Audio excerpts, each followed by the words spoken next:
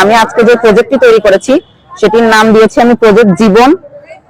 আমরা যদি একটি পরিসংখ্যান দেখি, বাংলাদেশের 70 থেকে 80% সড়ক দুর্ঘটনা ঘটে ড্রাইভারদের ঘুমিয়ে পড়ার জন্য, তার ক্লান্ত হয়ে ঘুমিয়ে পড়ে। আমার প্রজেক্টটি মূলত সে কারণেই, মানুষের জীবন বাঁচানোর জন্য।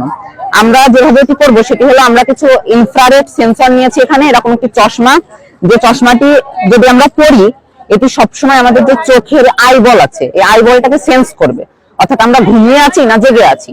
আমরা যখন ঘুমিয়ে যাব তখন এটি যে গাড়ির গতি আছে, গাড়ির গতিটাকে কমিয়ে রাখবে এবং একটি যে সেন্স, যে বাজারটা আছে সেটাতে শব্দ করবে যাতে ড্রাইভার জেগে ওঠে।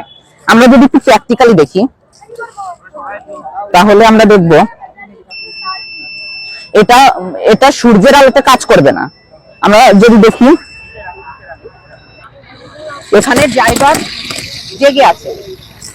ড্রাইভার জেগে আছে, এজন্য আমার গাড়ি চলছে কিন্তু বাজার অফ।